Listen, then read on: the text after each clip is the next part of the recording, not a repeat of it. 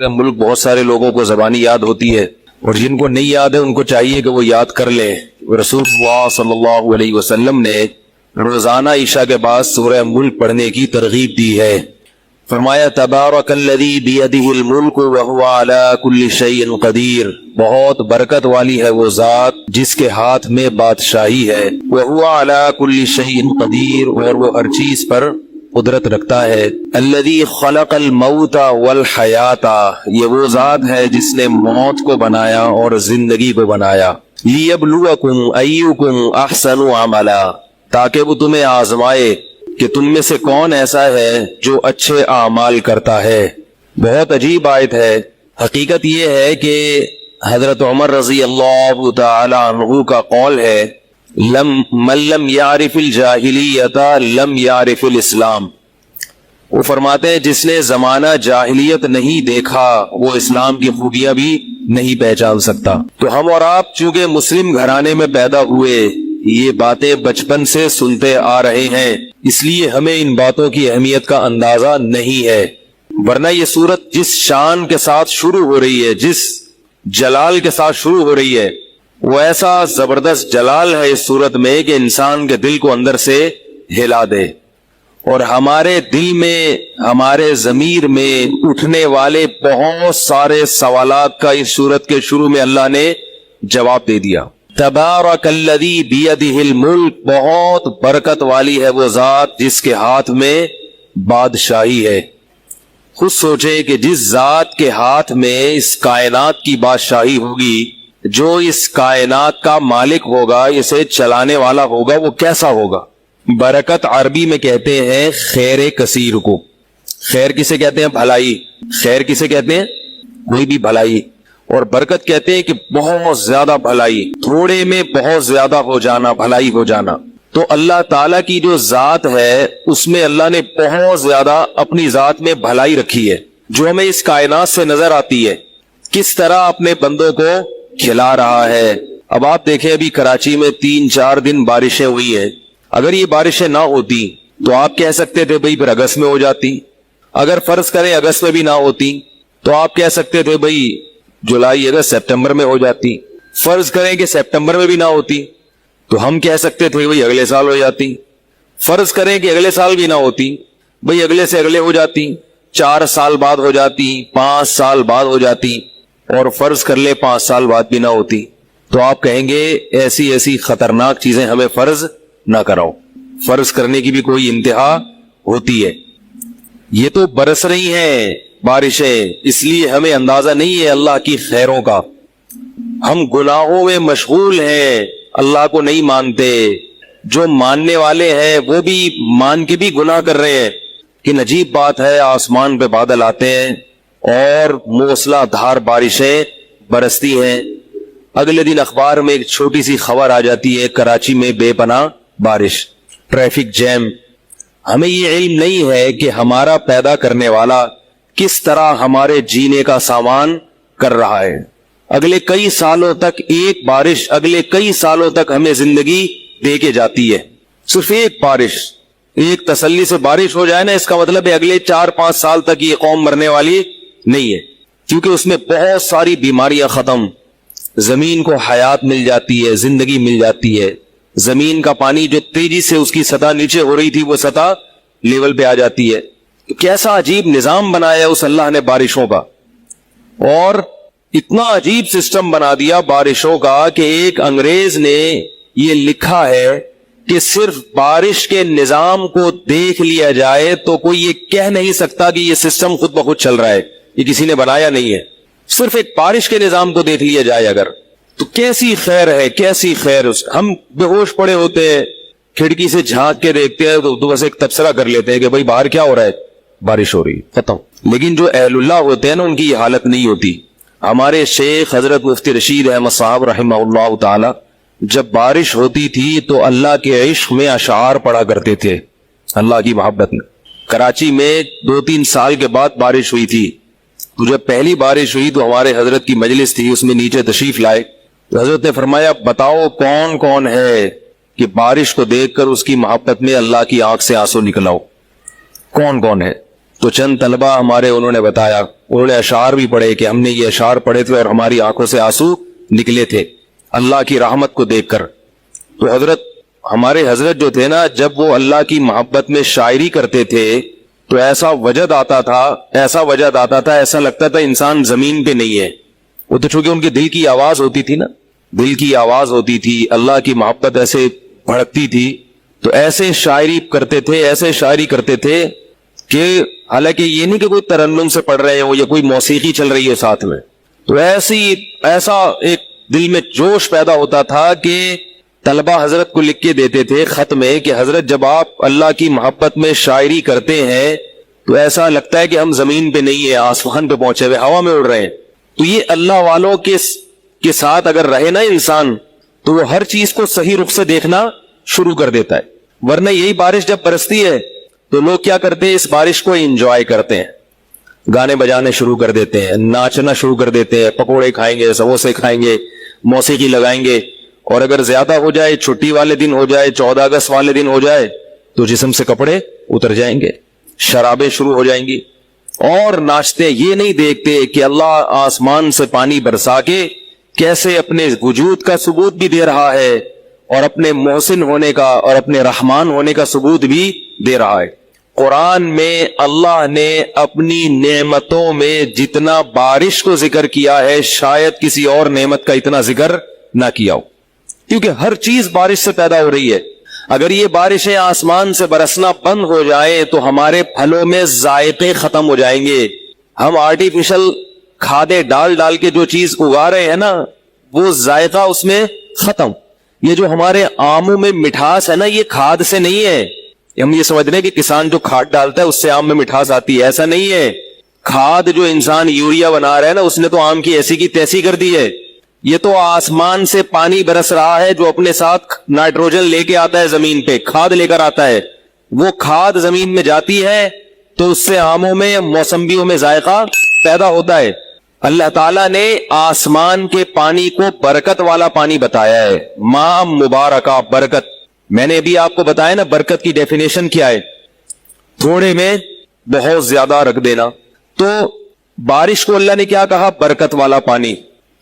تو کیا مطلب، بارش دیکھنے میں تو ایک چیز لگتی ہے نا، تھوڑی سی پانی ہے بس، خشکی ختم کرے گی، لیکن اس میں اللہ نے بہت ساری خیریں رکھ دی ہے۔ ایک بارش سے اللہ بہت سارے کام لے رہے ہیں۔ ایک بارش سے آسمان سے کھاد بھی اتر رہی ہے، اسی بارش سے فضا میں موجود جراثیم بھی ختم ہو رہے ہیں، اسی بارش سے جتنی آلودگی ہے وہ زمین میں دفن ہو رہی ہے، اسی بارش سے زمین کی سطح کے اندر پانی کی سطح بھی ایک حد تک محفوظ ہے، اسی بارش سے زمین میں زندگی بھی پیدا ہو رہی ہے، طرح طرح کے نباتات اور پتہ نہیں کیا کیا جو اللہ جانتا ہے، ہم نہیں جانتے۔ اسی بارش سے گرمی کی شدت بھی ختم ہو رہی ہے۔ تو کیسا اللہ نے ایک پانی کے اندر یہ سب کچھ رکھ دیا۔ تو تبارک الذی کے آخر میں اللہ نے فرمایا قل ارأیتم ان اصبح ماؤکم غورا فمن یأتیکم بماء معین، بتاؤ اگر اللہ اس پانی کو زمین کے نیچے کر دے اور نیچے کر دے، کوئی ہے جو اس پانی کی سطح کو اوپر لے آئے۔ عجیب بات ہے نا کہ پانی برستا ہے، زمین کی رگوں میں جاتا ہے کیونکہ گریوٹی کی وجہ سے نیچے جائے گا نا، لیکن نیچے جاتے جاتے ایک سطح پہ بریک لگ جاتی ہے۔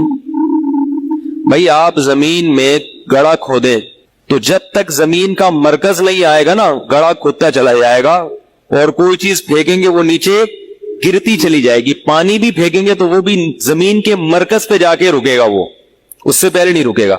لیکن زمین کا مرکز اتنا نیچے ہے کہ اگر یہ بارش کا پانی زمین کے مرکز تک جذب ہوتا رہتا اور پیٹرول کے لیول کو بھی عبور کر کے نیچے چلا جاتا اور پیٹرول اوپر آ جاتا تو ہمارے لیے پیٹرول پینا آسان ہوتا اور پانی پینا بولو بھائی مشکل ہو۔ تو اللہ تعالیٰ قرآن میں فرماتے ہیں کہ سورہ ملک کے آخر میں کہ ہم پانی جو زمین میں جذب کرتے ہیں اسے ایک جگہ پہ جا کے روک دیتے ہیں، بریک لگا دیتے ہیں۔ کیا یہ چیز بھی سمجھ میں نہیں آتی؟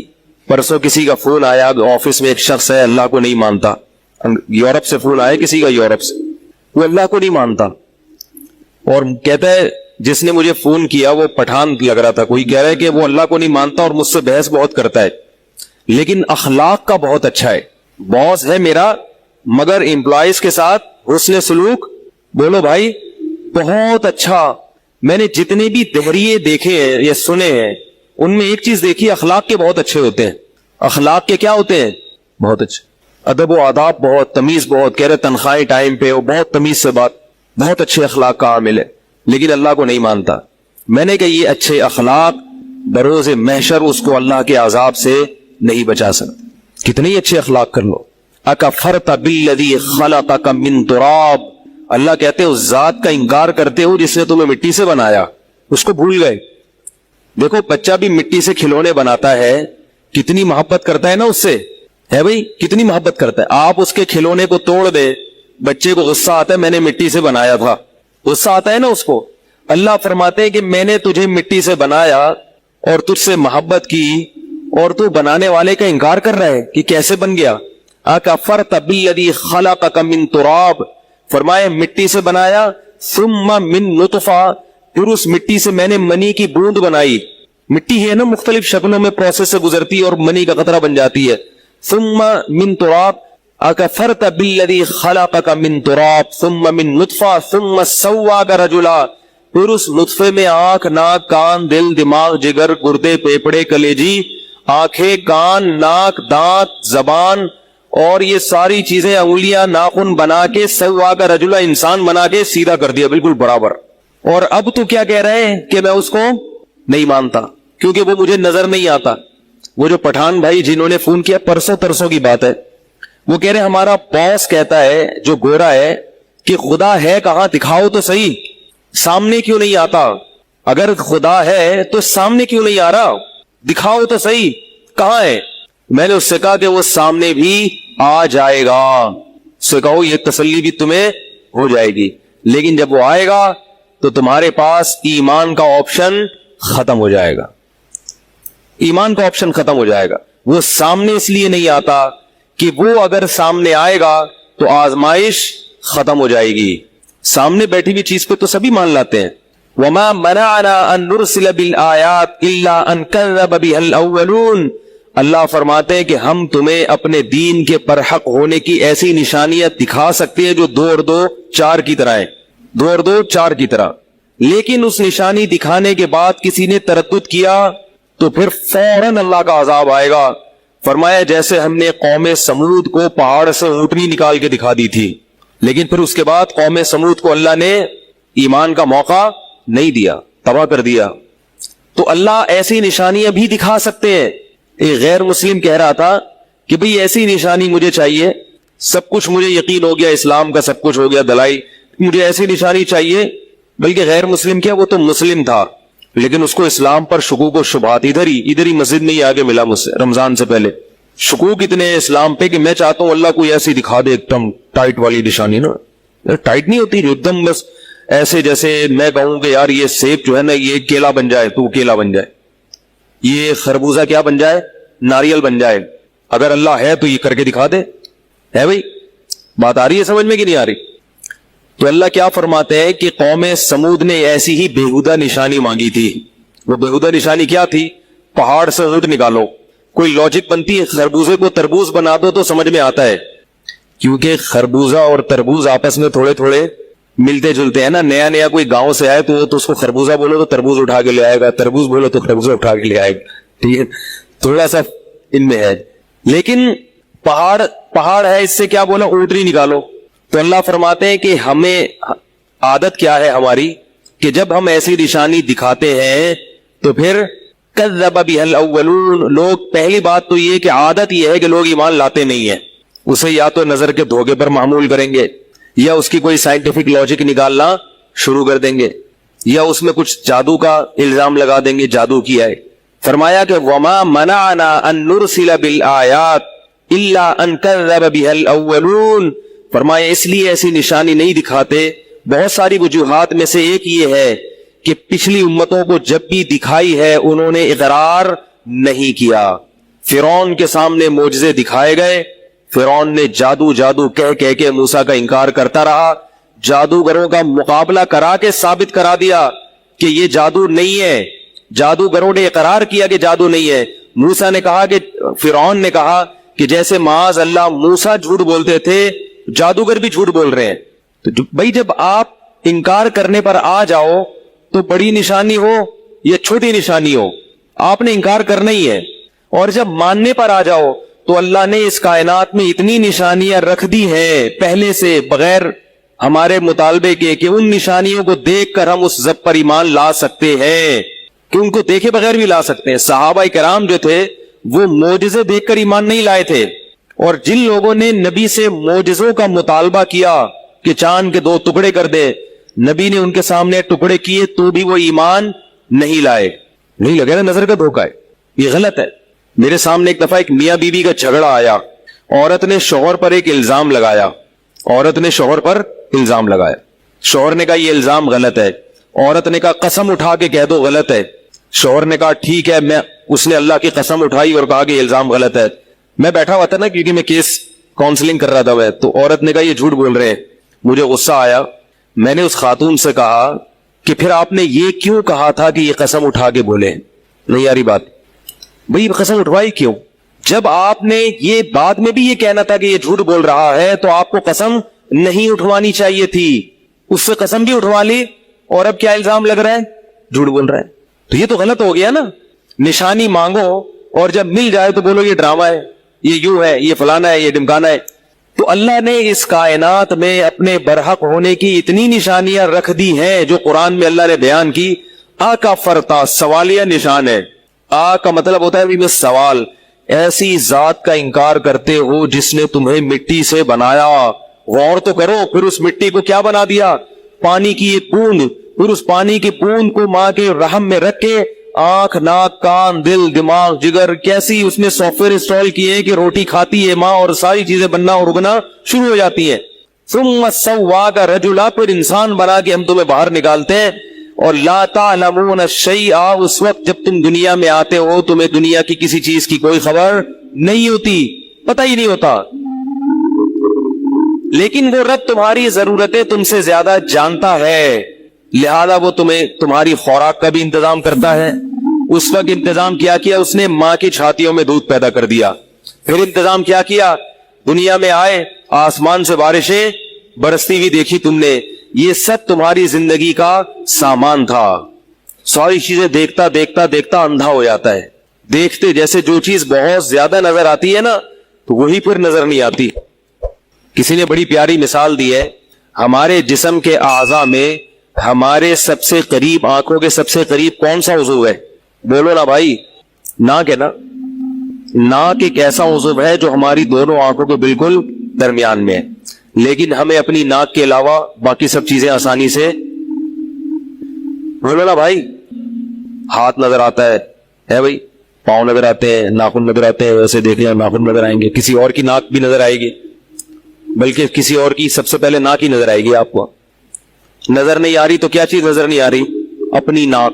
اس لیے کہ بہت قریب ہے, چونکہ اللہ بہت زیادہ قریب ہے اور وہ اس وقت سے جانتا ہے.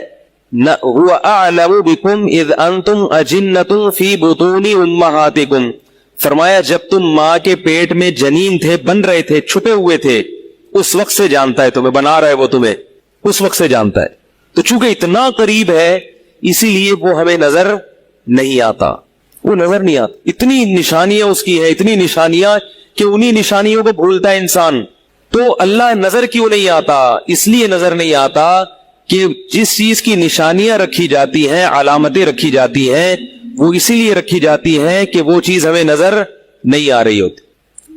میں اکثر مثال دیتا ہوں, آپ جب لانگ روٹ پہ نکلتے ہیں, ہائی وے پہ نکلتے ہیں, تو جگہ جگہ سائن بورڈ نظر آتے ہیں نا آپ کو ہائی وے پہ. کیا خیال ہے؟ سب سے پہلے جب کراچی سے نکلیں گے لاہور 1200 کلومیٹر یا 1500 ایسے لکھا ہوا نظر آئے گا. تو یہ سائن بورڈ کس کی علامت ہے کہ لاہور یہاں سے کیا ہے, بالکل سیدھا. اب آپ کو لاہور یہاں نہیں ہے, کیوں نہیں ہے؟ کیونکہ مجھے نظر نہیں آ رہا. بھائی سائن علامت لگانا اسی لیے تو ہے کہ اگر نظر آ رہا ہوتا تو یہ علامتیں لگانے کی کیا ضرورت تھی؟ کیا خیال ہے بھائی؟ آپ جاتے جاتے روڈ 2-3 طرف ٹرن ہو رہا ہے, کہ ادھر بھی نکل رہا ہے, ادھر بھی نکل رہا ہے, سیدھا بھی نکل رہا ہے. اب آپ کو پتہ نہیں کہ ادھر لاہور کے لیے ادھر ٹرن کرنا ہے, میں نے لاہور کے لیے ادھر ٹرن کرنا ہے, یا لاہور کے لیے میں نے سیدھا جانا ہے. تو سائن بورڈ لگا ہوتا ہے نا, ایرو کا نشان ہوتا ہے, لاہور کہاں ہے بھائی, لیفٹ سائڈ پہ اتنے کلومیٹر. اگر نظر آ رہا ہوتا تو یہ علامتیں لگتی. اللہ نظر نہیں آ رہا, تبھی تو اس نے اپنی وجود کی علامتیں رکھی ہیں, اور سائن بورڈ اتنے لگا دیے اس نے جگہ جگہ جگہ جگہ. بچہ جب بلوغت کی دہلیز پہ قدم رکھتا ہے, بالغ ہونے سے پہلے اسے اللہ کے وجود کی علامتیں نظر آنا شروع ہو جاتی ہیں. اتنی علامتیں, اتنے سائن بورڈ تو کسی سفر پہ نہیں ہے راستہ دکھانے کے لیے. ہم جب سفر کرتے ہیں تو کتنے سائن بورڈ آئیں گے, 20 آ جائیں گے, 100 آ جائیں گے نا زیادہ سے زیادہ.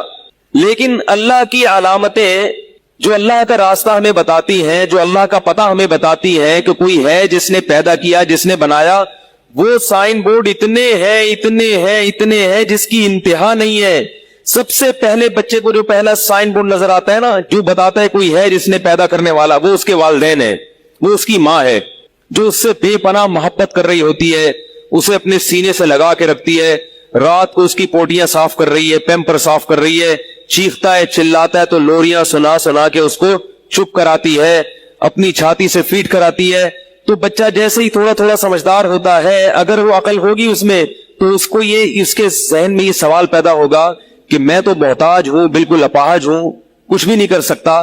تو یہ کون سی ذات ہے جس نے اس عورت کے دل میں, اس شخصیت کے دل میں میری بے پناہ محبت ڈال دی, اور اس محبت کے بغیر میرے لیے میری پرورش ممکن, بولو بھائی, نہیں تھی. آپ اگر یہ کہتے ہیں نا کہ یہ خود سے ہو گیا ہے, جو دہری ہے نا ان کے پاس پتہ ہے اس کا کیا جواب ہے, یہ تو نیچرل ہے, جس نے جنا ہے وہ محبت تو کرے گی, یہ تو نیچرل ہے بھائی, یہ تو نیچرل ہے. تو نیچر کی کیا ڈیفینیشن ہے, نیچر خود سے تھوڑی کوئی چیز ہوتی ہے, قدرت نے رکھا ہے نا یہ. اور اگر آپ نیچر کو اللہ سے ہٹا کے الگ چیز فرض کرتے ہیں, اور آپ یہ کہتے ہیں کہ جو بھی جنے, جو پیدا کرے وہ لازمی محبت کرے گی, تو پھر سانپ کی مادہ اپنے بچوں سے محبت کیوں نہیں کرتی؟ مچھلی جب انڈے دیتی ہے, اس سے بچے نکلتے ہیں, تو وہ اپنے بچوں سے محبت کیوں نہیں کرتی؟ نہیں یاری بات میرا خیال ہے. سانپنی جب انڈے دیتی ہے نا, جب اس سے بچے نکلتے ہیں تو انہی بچوں کو کھانا شروع کر دیتی, کہتی خوراک ہے بھائی, میرے ہی انڈوں سے نکلے تو کیا ہوا, ہے تو پروٹین سے بھرپور نا, کھاؤ. آپ کہہ سکتے ہیں کہ بھائی وہ تو چونکہ انڈوں سے نکلے ہیں نا, ڈائریکٹ بچے پیدا نہیں کیے اس نے, وہ تو انڈوں سے نکلے ہیں, تو اس کو بھول گئی ہے کہ یہ, کیونکہ انڈوں سے بچے نکلتے بہت دیر سے ہیں, ڈائریکٹ جنا نہیں ہے اس نے, وہ تو بھول گئی ہے. تو مرغی کیوں نہیں بھولتی؟ پھر مرغی جب انڈے دیتی ہے, کتنے دنوں کے بعد اس میں سے بچے نکلتے ہیں, لیکن ان بچوں سے مرغی جو عشق اور محبت کرتی ہے وہ بھی دیکھنے کے لائق. آپ کبھی مرغی اس نیت سے پالیں اور آپ کو مرغی میں اللہ کا وجود نظر آئے گا.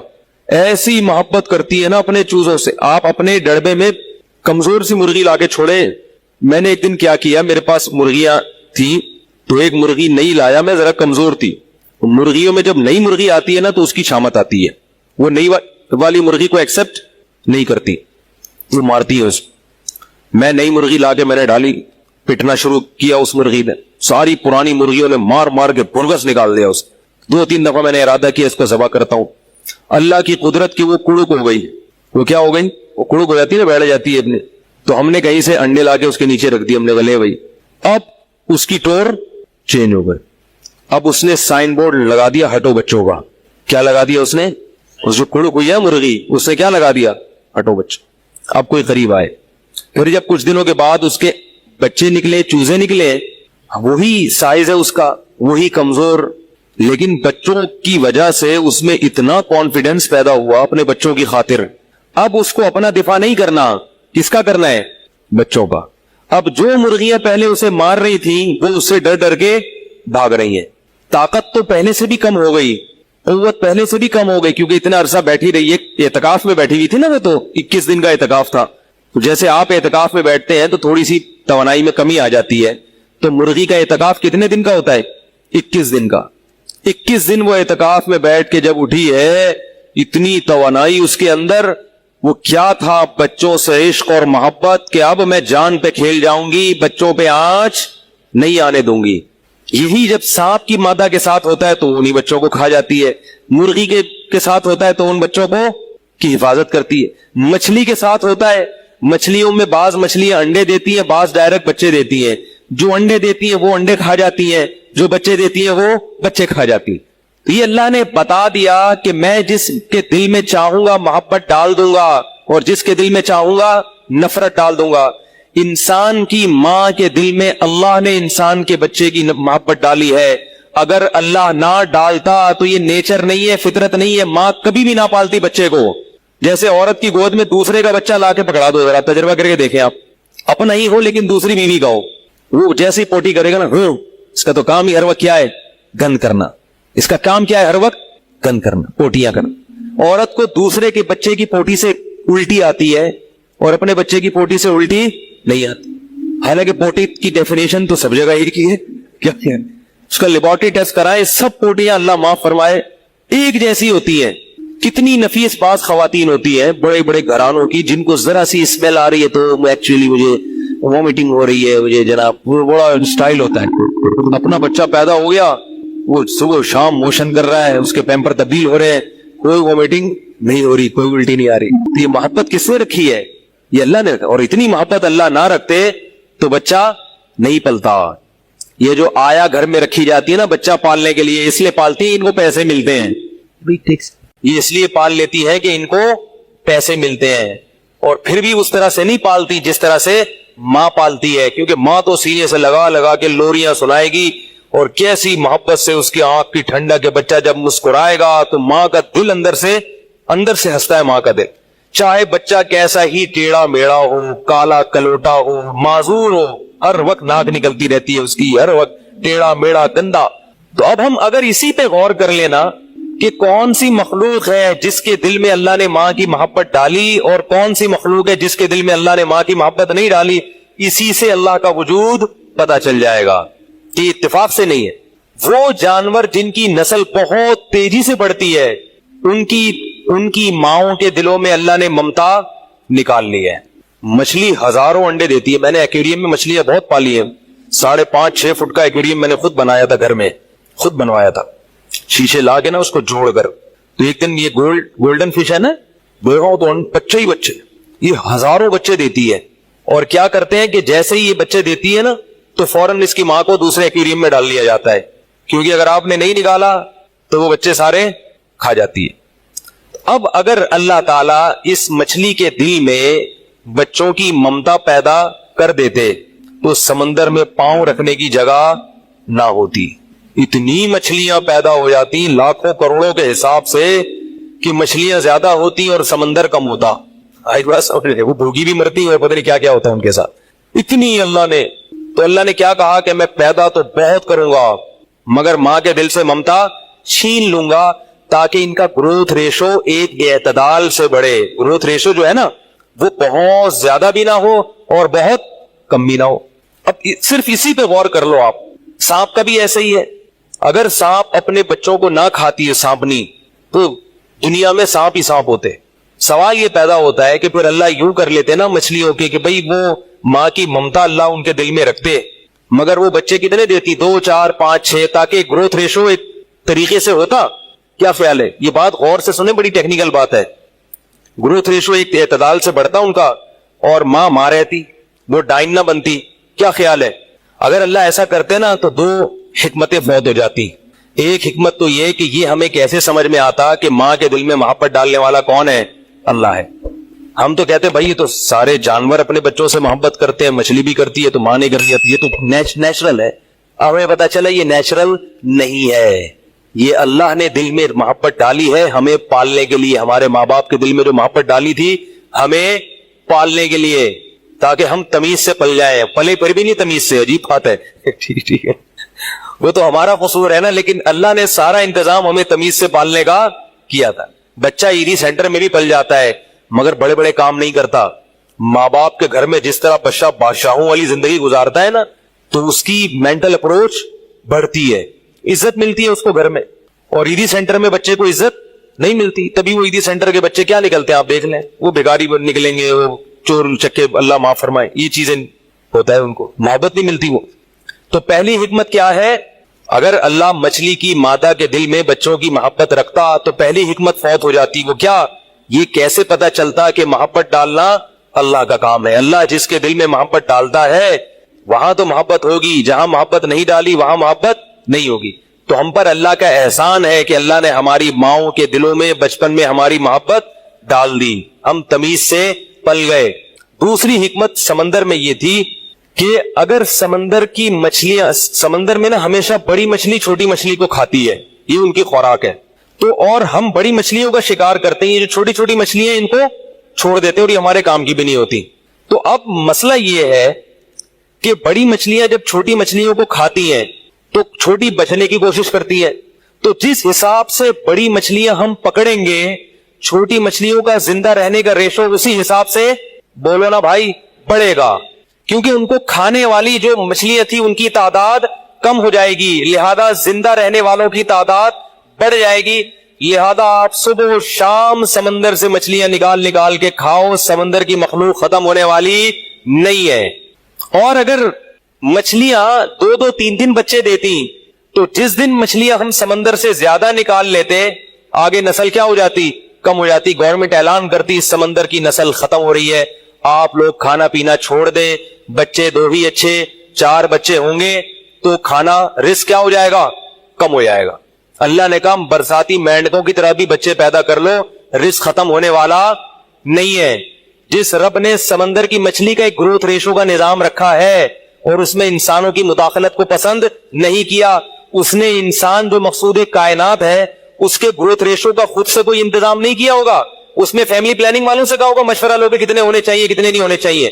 یہ تو کفر ہے, یہ تو اللہ پہ بہت بڑا الزام ہے کہ جو انسان مقصود کائنات ہے اس کا کوئی اللہ کے سسٹم نہیں ہے. وہ ہم ان سے پوچھیں یہودیوں سے, اور جو مچھلیوں کا سسٹم ہے وہ قدرت کا بنایا ہوا سسٹم ہے, اس میں کسی سے پوچھنے کی ضرورت نہیں ہے. تو یہ سب سمجھانے کے لیے اللہ نے کیا سمندر کا نظام بنا دیا کہ بھائی تم اگر بڑی مچھلیاں زیادہ پکڑو گے تو چھوٹی مچھلیوں کی نسل خود بخود بڑھے گی, کیونکہ لاکھوں تعداد میں پیدا ہوتی ہے. اور اگر تم اس لالچ میں کہ نہیں یا اللہ میں مچھلی نہیں نکال رہا سمندر سے, کہیں ایسا نہ ہو کہ سمندر پہ رزق ختم ہو جائے تو میں تھوڑی تھوڑی کر کے مچھلی نکالوں گا, تھوڑی تھوڑی کر کے کھاؤں گا, تو نتیجہ کیا نکلے گا, آپ تو مچھلی کھائیں گے مگر کل جن مچھلیوں نے آپ کی خوراک بننا تھا وہ آپ کی بننے کے بجائے ان مچھلیوں کی خوراک بن جائیں گے جن کو آپ کی خوراک بننا تھا. تو نتیجہ گھوم پھر کے پھر کیا ہوگا. نہیں آ رہی سمجھ میں, رخل رہنے دو یار, نہیں آ رہی نا, آ رہی ہے. یہ چیزیں آپ کو کتابوں میں نہیں ملیں گی, کہیں آپ کتاب میں پڑھ کے دیکھیں گے بھی کہاں کون سے صفحے پہ لکھی ہوئی چیزیں, یہ کتابوں میں نہیں ملیں گی آپ کو. یہ چیزیں یہ آپ کو الفلاحیہ مسجد میں ملیں گی انشاءاللہ, انڈا موڑ, ایڈریس نوٹ کر لیں آپ لوگ. تو بھائی میں یہ عرض کر رہا تھا کہ کتنی نشانیاں نظر آتی ہیں, کتنی نشانیاں. بچے کو سب سے پہلی نشانی کون سی نظر آتی ہے, اپنی ماں. وہ سوچنے پر مجبور ہوتا ہے کہ کیوں مجھے اتنا سینے سے چپکا رہی ہے, کیوں مجھے اتنا پیار کر رہی ہے. پھر باپ نظر آتا ہے اس کو, کیسے کما کما کے لا کے کھلا رہا ہے, باپ کے دل میں اللہ نے محبت ڈال دی, کیسا غیرت مند ہوتا ہے, بیٹیوں سے کتنی محبت کرتا ہے باپ, بیٹوں سے کتنی محبت کرتا ہے, اور کیسا حالانکہ ڈرتا بھی ہے کہ پتہ نہیں میرا مستقبل ہوگا کیا, یہ بچہ میرا کرے گا کیا بڑا ہو کر, کوئی بھروسہ تھوڑی ہوا ہے. وہی بچہ باپ کو قتل بھی کر دیتا ہے جائیداد کی لالچ, وہی بچہ باپ کو کے برین ہیمریج کا ذریعہ بن جاتا ہے. یہ نشانی. پھر اس کو اور نشانیاں نظر آتی ہیں, بارش نظر آتی ہے, اس کو پھل فروٹ نظر آتے ہیں, کیسے میرے لیے اللہ پیدا کر رہا ہے. تو موت تک اتنی نشانیاں, اتنی نشانیاں, اتنی نشانیاں کہ ان نشانیوں کے بعد بھی اگر ایمان نہیں لایا اور توبہ طائب کر کے سیدھے راستے پر نہیں چلا تو پھر اللہ فرماتے ہیں میرے عذاب سے اسے دنیا کی کوئی طاقت نہیں بچا سکتی. قرآن نے بڑی سخت دھمکیاں لگائی ہیں. یہ بات یاد رکھو, آج کل بہت زیادہ کہا جاتا ہے اللہ غفور رحیم ہے, معاف کر دے گا, معاف کر دے گا, معاف کر دے گا. یہ بات اس طرح سے نہیں ہے جس طرح بیان کی جاتی ہے. قرآن میں اللہ کے لیے جہاں بھی غفور اور رحیم کا لفظ استعمال ہوا ہے یہ ان لوگوں کے لیے ہوا ہے جو کافر یا تو مسلمان ہونا چاہتا ہے یا کوئی مسلم گناہگار توبہ کرنا چاہتا ہے. سمجھ رہے ہو بات کو, گناہ چھوڑنا چاہتا ہے, داڑھی نہیں ہے تو داڑھی رکھنا چاہتا ہے, زنا کر رہا ہے تو زنا چھوڑنا چاہتا ہے, بے حیائی میں مبتلا ہے تو اب اس بے حیائی سے توبہ کرنا چاہتا ہے, لیکن اسے ڈر ہے کہ پتہ نہیں میرے پچھلے گناہ معاف ہوں گے کہ نہیں ہوں گے. تو ان لوگوں کے لیے اللہ نے اعلان کیا کہ میں غفور بھی ہوں اور رحیم بھی, معاف بھی کروں گا اور الگ سے رحمت بھی کروں گا, الگ سے رحمت بھی کروں گا. کیا رحمت ہوگی الگ سے, اس کی بڑی تفصیل ہے. بعض جگہ پر آتا ہے اتنی زبردست توبہ ہوتی ہے کہ گناہوں کو نیکیوں سے بدل دوں گا. توبہ اگر بہت شاندار کی نا, تم نے ایسے پلٹ گئے, بالکل الٹے ہو گئے, بالکل زندگی الٹ گئی تمہاری, اور پچھلی کوتاہیوں کا کفارہ بھی کر لیا, تو یبدل اللہ سیئاتہم حسنات، تمہاری برائیوں کو نیکیوں سے تبدیل کر دوں گا. توبہ کے درجات ہوتے ہیں نا، ہر ایک کی الگ توبہ ہوتی ہے. صحابہ کی توبہ کیسی ہوتی تھی؟ زنا ہوا کسی صحابی سے، بے چین ہو گئے، یہ تو بہت بڑا جرم ہو گیا. آج اتنا ہلکا سمجھا جاتا ہے زنا کو، اتنا معمولی سمجھا جاتا ہے، کچھ ہے ہی نہیں. بھائی بہت بڑی نحوست ہے یہ، اس کا عذاب آخرت میں بعد میں ہوگا. زانی کو جو دنیا میں سب سے پہلا عذاب ملتا ہے نا، وہ یہ ملتا ہے کہ اس کو اس گناہ کا چسکا لگ جاتا ہے. وہ زنا کرتا ہے یہ سوچ کے کہ صرف ایک دفعہ کروں گا، لیکن یہ ہمیشہ سوچ سوچ کے کرتا رہتا ہے، اور اسی حال میں اس کی موت آ جاتی ہے. زانیوں میں مرتا ہے وہ. یہ بہت بڑی بھول ہے کہ میں ایک دفعہ گناہ کر لوں پھر توبہ کر لوں گا. اور یہ شیطان اس لیے کرواتا ہے، یار دیکھے تو صحیح اس گناہ میں لذت کیسی ہے، ذائقہ کیسا ہے. ایسی اللہ کی طرف سے اس پر پٹکار برستی ہے نا زانی پر، وہ تڑپتا ہے کہ مجھ سے چھوٹ جائے. کسی کو اللہ توفیق دے دیتے ہیں، لیکن عام طور پر کیا ہوتا ہے، گیا بس. اتنا مشکل ہوتا ہے پھر اس کو اس دلدل سے نکلنا. اللہ کہتے ہیں گند میں منہ مارا ہے، گند میں رہو. گند کھایا ہے نا، گند کھایا تو گند میں رہو. پھر گندگی میں اس کو مزہ آتا ہے پھر وہ. اس لیے اللہ کا واسطہ، جن لوگوں سے زنا نہیں ہوا، اللہ کا واسطہ کبھی بھی اس گناہ کے قریب مت پھٹکو. اللہ نے یہ نہیں کہا کہ زنا مت کرو، اللہ نے کہا ولا تقربوا الزنا، زنا کے قریب مت جاؤ. قریب کیسے قریب جاتا ہے انسان؟ آپ کے گھر میں کوئی رشتہ دار جوان لڑکی آ گئی ہے یونیورسٹی کی، کالج کی، آپ گھر سے باہر نکل جاؤ. بعض دفعہ ایسا ہوتا ہے، لوگ مجھے بتاتے ہیں کہ کوئی میرے رشتہ دار خاتون آئی، جوان تھی، کزن تھی، گھر میں میں تھا، وہ اکیلی تھی، وہ آ گئی تو میرے بڑی عجیب کنڈیشن ہو گئی، میں بہت پریشان ہو گیا، بہت مشکل سے بچا. میں ان سے کہتا ہوں آپ گھر سے نکلے کیوں نہیں؟ یہ تو آپ قریب تو چلے گئے نا. جب ایک جوان لڑکی آپ کے گھر میں آئی ہے، آپ کو اس وقت گھر میں نہیں ہونا چاہیے، نکل جاؤ وہاں سے. ایسے دور بھاگو زنا سے، اتنا دور بھاگو. انبیاء ایسے ہی کرتے تھے، تبھی تو بچتے تھے. وہ جتنے بزرگان دین گزرے ہیں، وہ یہ نہیں کہ زنا نہیں کیا، وہ ہمیشہ زنا سے دور بھاگے. ہمارے استاذ نے ایک واقعہ سنایا تھا ہمیں، کتابوں میں یہ واقعہ لکھا ہے کہ ایک طالب علم تھا، پرانے وقتوں کی بات ہے، رات کو مسجد میں چراغ لے کے مطالعہ کر رہا تھا. پہلے زمانے میں لائٹ وائٹ تو نہیں ہوتی تھی، گاڑیوں کے سفر نہیں تھے، اونٹوں کے سفر تھے، تو مسافر لوگ بعض دفعہ آ کے مسجدوں میں ٹھہرتے تھے.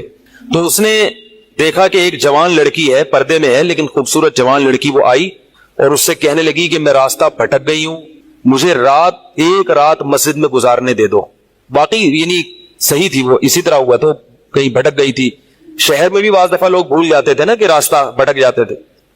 اب یہ پریشان تھا کہ میں اس کو رات کو اگر پناہ دیتا ہوں تو مجھے شیطان ورغلائے گا، اور اس لڑکی کو اگر میں پناہ نہیں دیتا تو یہ کہاں جائے گی رات کو، کوئی اور اس کی عزت سے کھیلے گا. تو اس نے بہرحال اس کو ٹھکانہ دے دیا، اس کو کہا کہ آپ ادھر اس طرف جا کے سو جائیں. نتیجہ کیا نکلا ہے کہ وہ لڑکی اس کو دیکھ رہی تھی، یہ کرتا کیا ہے، اس کو بھی اپنی عزت کا ڈر تھا نا کہ کہیں یہ دست درازی نہ کرے. تو یہ نوجوان جس چراغ میں مطالعہ کر رہا تھا، مطالعہ کرتے کرتے اس کی آگ میں اپنی انگلی لے کے جاتا اور اس کو جلاتا. جیسے ہی وہ جلنے لگتی تو اس انگلی کو واپس کھینچ لے، دم تپش آگ لگتی نا، واپس کھینچتا. پھر تھوڑی دیر بعد یہ انگلی اس میں لے کے جاتا، پھر واپس کھینچتا. پوری رات یہ کرتا رہا ہے اور اپنی انگلی کو جلاتا رہا ہے. صبح جیسے ہی ہوئی ہے، اس نے فوراً، صبح صادق ہوئی نا فجر کی اذان کے بعد، اس نے فوراً لڑکی سے کہا یہاں سے چلی جاؤ، فوراً یہاں سے فوراً چلی جاؤ. اس نے کہا اللہ کی قسم اس وقت تک نہیں جاؤں گی جب تک تم یہ معاجرہ نہیں بتاؤ گی، رات تم نے کیا ہے. تو کہنے لگا یہ میرا اور اللہ کا معاملہ، میں تمہیں نہیں بتا سکتا. اس نے پھر اللہ کا واسطہ دے کے کہا، اس نے کہا میں جاؤں گی نہیں یہاں سے جب تک بتاؤ گے نہیں. اس نے کہا شیطان مجھے ورغلا رہا تھا کہ ایک جوان لڑکی ہے، اجنبی ہے، کوئی دیکھنے والا نہیں ہے، کوئی دیکھنے والا نہیں ہے، زنا کر لو اس سے، کوئی دیکھنے والا نہیں ہے. شیطان مجھے لے کے جاتا تھا تو میں اپنی انگلی آگ میں جلاتا تھا، اپنے نفس کو یہ سمجھانے کے لیے کہ دنیا کی آگ برداشت کر سکتا ہے، جہنم کی بھی برداشت کر لینا، جہنم کی بھی برداشت کر لینا. پھر اور اگر تجھ سے یہ برداشت نہیں ہو رہی تو وہ کیسے برداشت کرے گا؟ کہہ رہے جب میں آگ میں جلنے لگتا تھا نا تو میری چیخ نکلتی تھی. یار یہ نہیں ہو رہی تو وہ کیسے برداشت ہوگی؟ حدیث میں آتا ہے جہنم کی آگ دنیا کی آگ سے 70 گنا زیادہ گرم ہے، 70 گنا زیادہ گرم. جب نبی صلی اللہ علیہ وسلم نے صحابہ کو یہ بات بتائی، ترمذی کی حدیث ہے کہ صحابہ کے سینے سے رونے کی ایسے آوازیں آنے لگی جیسے ہانڈی کھولتی ہے، ایسا روئے صحابہ. حالانکہ صحابہ گناہوں سے بچتے تھے. اتنا روئے ہیں کہ سینے کے جیسے ہانڈی کھول رہی ہوتی ہے ایسے ان کے سینے سے رونے کی آوازیں آئی اور عرض کیا واللہ انہا لکافیۃ یا رسول اللہ، یا رسول اللہ یہ دنیا کی آگ بہت تھی عذاب دینے کے لیے، اللہ نے اس کو بھی 70 گنا زیادہ گرم کیا ہے۔ تو اس نے کہا کہ میرے دل میں گناہ کا خیال آتا تھا، میں کیا کرتا تھا، اپنے آپ کو جلاتا تھا جب چیخ نکلنے لگتی، تو اس طرح پوری رات میں نے اپنے نفس کو روکا ہے گناہ سے۔ تو تقوی کی برکات ہوتی ہے۔ اس لڑکی نے کہا، اب گھر میں جا کے اپنے والد سے کہا کہ میں اگر نکاح کروں گی تو صرف کس سے کروں گی، اس نوجوان سے، عفیف اور پاک دامن ہے۔ تو کتابوں میں لکھا ہے کہ اس کے باپ نے اس کا نکاح دیکھو حرام سے بچایا، اللہ نے حلال طریقہ رکھ دیا۔ تو جو بھی زنا سے بچتا ہے نا، یاد رکھو جیسے زنا کرنے کا عذاب بہت سخت ہے، ایسے ہی کسی کو زنا کا موقع ملے اور وہ بچ نکلے، اس کا ثواب بھی بہت زیادہ ہے۔ تاریخ میں جن ہستیوں کو بھی زنا کا موقع ملا اور انہیں موقع ملنے کے باوجود زنا نہیں کیا، ان کو اللہ نے دنیا میں بھی بہت نوازا ہے۔ میں اکثر ایک واقعہ سناتا ہوں، ہمارے ایک دوست ہیں امریکہ میں، بلکہ امریکہ سے بھی ایک دور علاقہ ہے، اس کا جگہ کا نام میں بھول گیا، انہوں نے میرا یہ بیان سن کے مجھ سے ملنے کے لیے آئے تھے، وہ مجھے پہچان گئے یہ بیان سن کے، ممکن ہے یہ بھی میرا یہ بیان سنے وہ، یہ میرے والد صاحب کا واقعہ ہے۔ میرے والد صاحب جب امریکہ گئے، کنوارے تھے اس وقت، میرے والد صاحب بہت ہینڈسم تھے، خوبصورت تھے، اور اتنا چوڑا تو ان کا سینہ تھا اور ایسی چوڑی چوڑی کلائیاں تھیں، بہت ماشاءاللہ اللہ نے ان کو مردانہ وجاہت دی تھی، اور آواز ایسی تھی جیسے ببر شیر ہوتا ہے، بہت ہی خوبصورت آواز تھی، بڑی زبردست پرسنالٹی تھی۔ آپ جائیں ابھی ہمارے محلے میں جا کے لوگوں سے پوچھیں کیا خوبصورت پرسنالٹی تھی والد صاحب کی ہمارے۔ جب انتقال ہوا ہے نا میرے والد صاحب کا، تو پورا محلہ رو رہا تھا، پورا محلہ۔ مسجد کے امام صاحب جب بھی جنازے کا اعلان کرتے تھے نا تو روتے نہیں تھے، ہزاروں میتوں کا اعلان کیے تھے، میرے والد صاحب کا جب مسجد کے امام صاحب اعلان کر رہے تھے 3 دفعہ اعلان کیا، تینوں دفعہ روئے ہیں، اتنی لوگوں کو ان سے محبت تھی۔ تو یہ کیسے ہو گئی، یہ کیسے ہو گئی، کیوں اللہ نے ان کی محبت لوگوں کے دلوں میں رکھ دی، اور کیوں اللہ نے ان کو اتنا نوازا۔ والد صاحب نیوی میں تھے، امریکہ جب فرسٹ ٹائم جہاز گیا ہے، کنوارے تھے اس وقت، تو کنوارا لڑکا پاکستانی یا انڈین ہو، پہلی دفعہ امریکہ جائے، وہ بھی کنوارا، کوئی روکنے ٹوکنے والا نہ ہو اور گناہ کی دعوت ملے، بچنا کتنا مشکل ہے۔ تو والد صاحب، یہ میں نے والد صاحب سے براہ راست سنا، میں ایسی باتیں والد صاحب نہیں کرتے تھے، کسی ذریعے سے سنا میں نے کہ تمہارے والد صاحب نے یہ واقعہ ہمیں سنایا، کسی نے مجھے بتایا۔ کہتے ہیں کہ جب وہ گئے تو ایک خوبصورت انگریز لڑکی آئی اور ان کو گناہ کی دعوت دی۔ اب ایک دم پہلی دفعہ کسی پاکستانی نے یہ چیز منظر دیکھا ہو، ٹھیک ہے نا، امریکہ کا ایک منظر ہوتا ہے نا، اب تو لوگ موویز میں اتنا دیکھ چکے ہوتے ہیں نا، اس وقت تو ڈرامے فلمیں بھی نہیں ہوتے تھے، موویز بھی نہیں ہوتی تھی، وہ پہلی دفعہ ہی دیکھا تھا یہ ایسا منظر، تو وہ گھسیٹ کے لے گئی اپنے گھر۔ جب یہ کہیں گھر پہ گیا ہوں نا تو مجھ پہ اللہ کا خوف آ گیا، میں نے کہا یہ کیا کر رہا ہوں میں، وہاں جا کے واپس بھاگے ہیں۔ ادھر پہنچنے کے بعد وہ عورت غصہ ہو رہی تھی کہ اگر تم نے یہ کام کرنا نہیں تھا تو میرے ساتھ آئے کیوں میرا خرچہ کرایا تم نے، کیوں خرچہ کرایا میرا۔ تو آدمی اور شرمندہ ہو جاتا ہے نا کہ یار۔ تو والد صاحب کہتے ہیں کہ میرے دل میں خیال آیا کہ میں نے زندگی میں کبھی یہ گناہ نہیں کیا اور میں یہاں پہلی دفعہ آیا ہوں، اگر میں اس گناہ میں پڑ گیا اللہ کی نظر مجھ سے ہٹ جائے گی۔ واپس بھاگے۔ بڑا مشکل ہوتا ہے ایسے موقع پہ۔ اس وقت ان کی عمر ہوگی 22 یا 23 سال، زیادہ 24 سال ہوگی، تو بھاگے ہیں واپس۔ تو والد صاحب کہتے تھے، جنہوں نے مجھے یہ واقعہ سنایا، کہ مجھے کہنے لگے کہ تمہارے والد صاحب کہتے تھے کہ اس کے بعد میری زندگی میں کیا آیا ہے، انقلاب۔ پھر اللہ نے قرآن کی تلاوت کی توفیق دی، حفظ قرآن تھا، بھول چکے تھے، روزانہ ایک قرآن پڑھنے کا معمول بنا پھر، تاکہ قرآن دوبارہ یاد ہو جائے۔ جہاز پہ 3 سال امامت کی، داڑھی بڑی رکھ لی ماشاءاللہ، اور پھر اتنی عزت اللہ نے ان کو دی۔ اللہ نے ان کے، ہمارے سب بھائی ماشاءاللہ داڑھی والے ہیں، سب بہنیں شرعی پردہ کرتی ہیں، سب بھابیاں پردہ کرتی ہیں۔ گھر میں کیا آ گیا پورا، حالانکہ اس وقت شادی نہیں ہوئی تھی، لیکن یہ اثرات کہاں منتقل ہوئے ہیں، خاندان میں، پورے خاندان میں منتقل ہو گئے نا۔ انتقال ہوا تو جنازہ میں نے پڑھایا والد صاحب کا۔ اگر اللہ نہ کرے اس برائی میں پڑ جاتے، ہمیں پتا چلتا کہ ہمارا باپ ایسا ہے، تو ہم ایسے ہوتے۔ ویسے تو ابھی بھی کوئی اتنے نیک نہیں ہے، لیکن گیٹ اپ تو ہے نا، گیٹ اپ تو اللہ نے مولویوں والا دے دیا نا، تھوڑے تھوڑے تو دیکھنے کی حد تک تو نیک بنا دیا نا، ایسے نہیں ہوتے ہم۔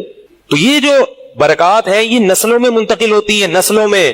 اتنی عزت دی اللہ نے، اتنی عزت دی تھی کہ انتقال کے وقت محلہ رو رہا تھا، پورا محلہ رو رہا تھا انتقال، اور بہت سے لوگوں نے والد صاحب کی قبر کی پاس نہ جگہ گھیر لی تھی کہ ہم یہاں دفن ہوں گے، حالانکہ مسجد کے امام نہیں تھے، کچھ بھی نہیں، کوئی ایسی شخصیت نہیں تھے کہ وہ مقتدی اور رہبر سمجھے جاتے ہو.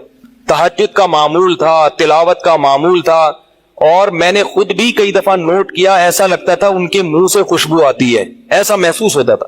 ایسا اللہ نے، کیونکہ تلاوت بہت زیادہ کرتے تھے.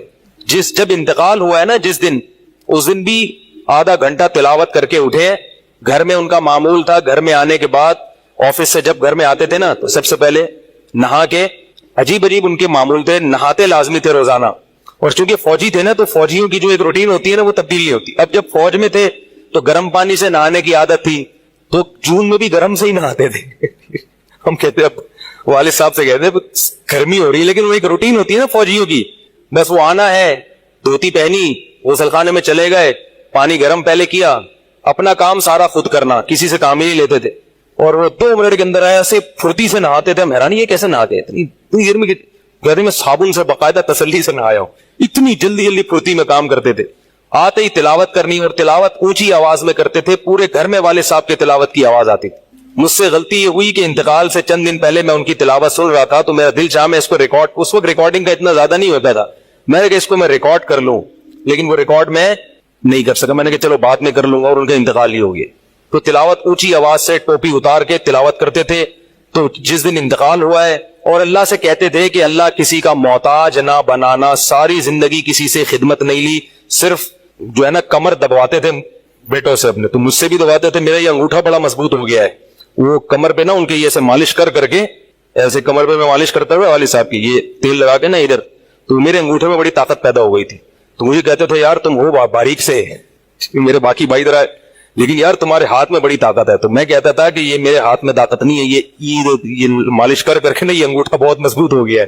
تو کیا تھا، تلاوت کی انتقال سے پہلے، اور بار بار دعا کیا کرتے تھے کہ اللہ بستر پہ لیٹوں نہیں. زندگی میں ہم نے کبھی نہیں دیکھا والد صاحب بستر پہ لیٹے ہوں، یعنی بیمار ہو کے لیٹے ہوں، اپنا سارا کام پھرتیلے پن سے ہے بالکل. تو وہی ہوا، موت کے وقت بھی ایسا ہی ہوا. آئے ہیں، تلاوت کی ہے، پھر اس کے بعد گئے عشاء کی نماز پڑھنے، صف میں بیٹھے ہوئے تھے کہ گر گئے. صف سے اٹھا کے ان کو ہاسپٹل لے کر گئے ہیں، نماز کی اقامت ہو رہی ہے، اور وہی اٹیک ہوا، اور وہی ان کا قبر کا سفر. کتنی اچھی موت دی اللہ تعالیٰ نے کہ ایک دن کیا ہوا، بارش میں بھیگتے بھیگتے آئے ہیں گھر میں، اور فوراً نماز کے لیے گئے. تو والدہ نے کہا کہ بھائی ابھی بارش ہو رہی ہے. انہوں نے کہا اللہ بولے گا آفس سے یہاں تک پہنچ گئے، اور اب یہاں سے مسجد تک نہیں جا رہے، اللہ کو بھی منہ دکھانا ہے. ایسے نماز کے پابند. سعودی عرب میں جب عمان میں ان کی جاب تھی، کئی گھنٹے کا گرمیوں کا روزہ ہوتا تھا، لوگ چھوڑ دیتے تھے. والد صاحب کہتے تھے مر جاؤں گا رمضان کا روزہ نہیں چھوڑوں گا. کچھ بھی ہوئے رمضان کا روزہ کیسے چھوڑ، تراویح کبھی نہیں چھوٹتی تھی، رمضان کا روزہ کبھی نہیں چھوٹتا تھا. میں یہ نہیں کہہ رہا کہ کوئی برائی تھی نہیں ان میں، ایسی کسی کی تعریف کرنا غلط ہے، مگر اللہ نے مجموعی لحاظ سے ان میں بڑی صفات رکھی تھی. یہ صفات کیسے پیدا ہوئی؟ اللہ نے ایک برائی سے بچنے کی توفیق دے دی. تو میں نے یہ اچھا، اسی میں ان کی موت واقع ہوئی ہے. اور رات